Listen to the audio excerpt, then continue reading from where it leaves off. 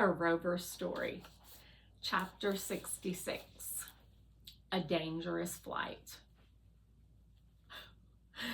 The journey to the odd-looking rock formation that Fly spotted during his flight takes much longer than expected. We had to select an even more inefficient route in order to avoid other dust storms.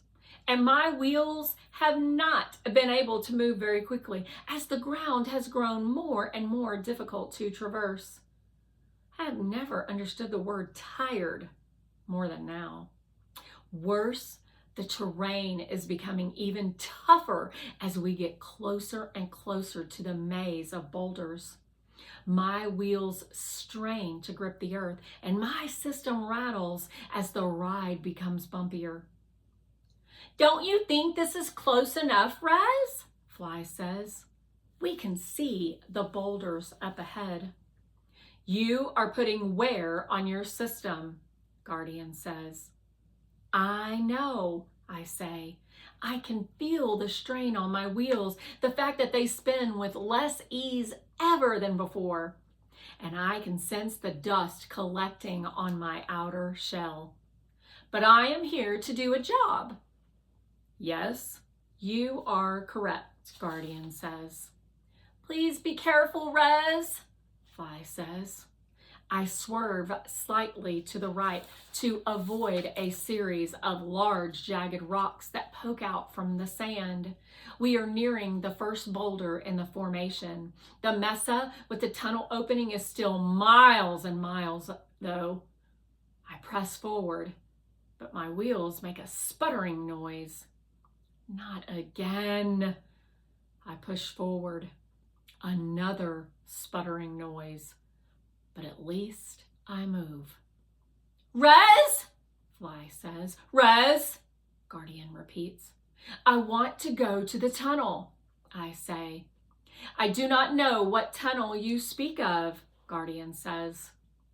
When Fly took the footage before, there appeared to be a large mesa with a tunnel-like opening at the end of the boulder maze. "Why don't you have Fly take another flight?" "But..." I pause. My cameras survey the area. I note the various rock formations jutting out from the ground, their sharp and ragged edges, the unpredictable pattern of how they are arranged. The wind whips around us, making a howling noise and kicking up dust. I do not know if this area is the best for a flight. It feels unsafe, I finally say. "I can do it, Rez," Fly says.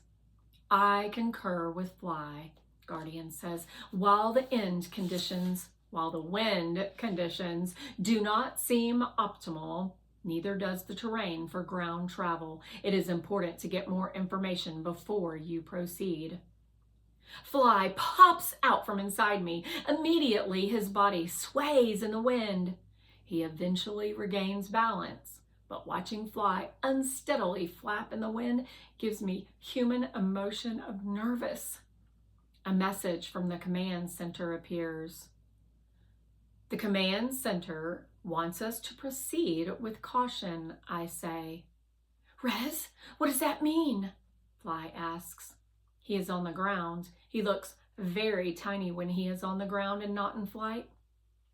The wind keeps pushing at him, causing his body to rock back and forth. "They are confirming your calculations, Guardian. They say the conditions are not optimal for flight."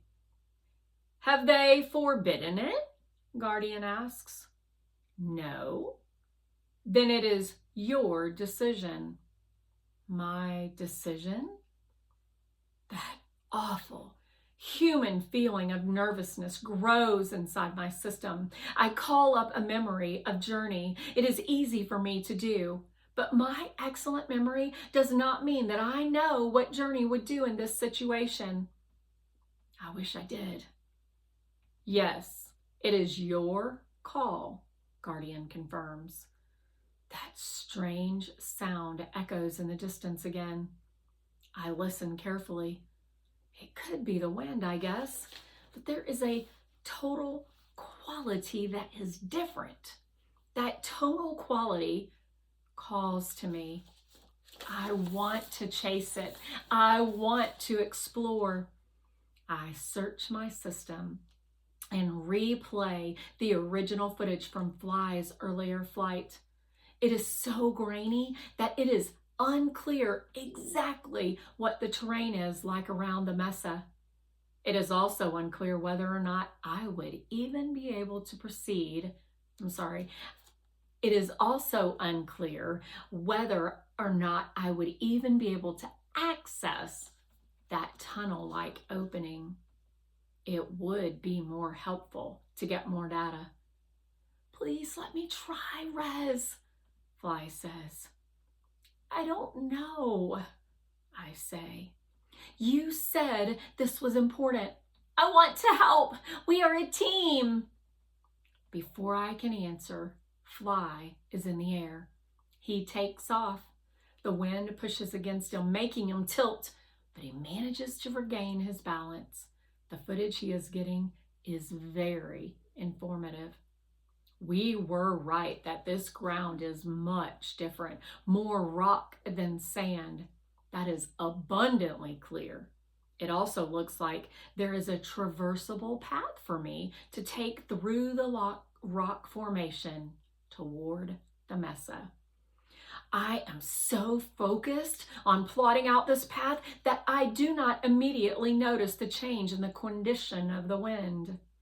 Resilience, Guardian says. Dust Devil alert! Dust Devil alert! You need to pull Fly out of the air and get him back inside your chambers. The wind picks up speed. It is all happening so fast.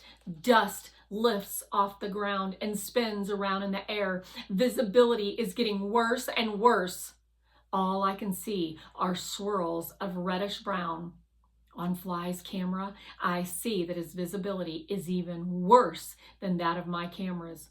Fly, I say, come back! I press forward on my wheels. They make a loud screeching noise as I grind my way forward, racing to get Fly.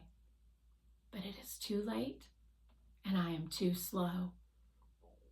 The dust has risen up and formed a wind funnel, a dust devil.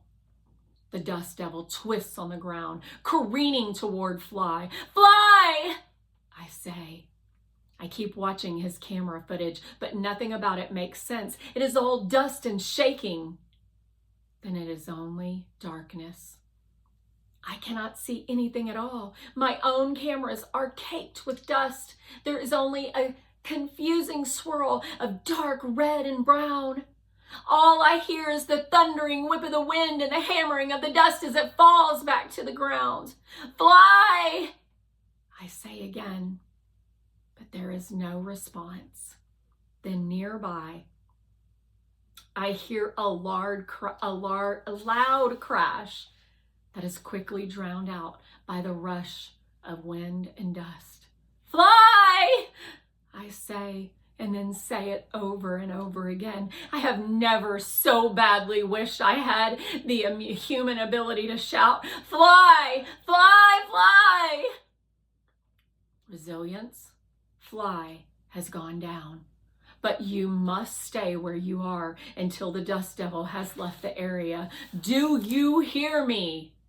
Guardian says. My system lights up with messages from the command center. I do not read them. I drive my wheels forward, heading right toward the dust devil.